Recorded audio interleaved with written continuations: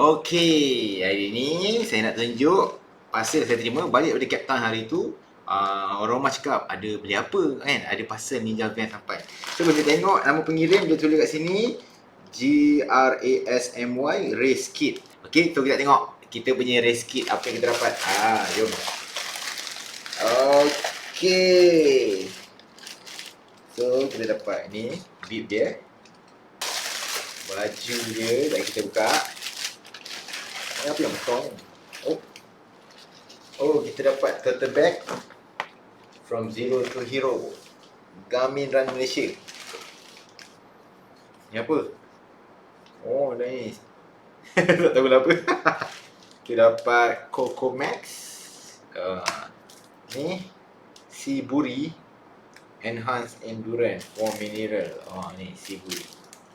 Template gift voucher ATF Premium. Ni Himalayan Salt, Talon Pass. Lagi Himalayan Salt.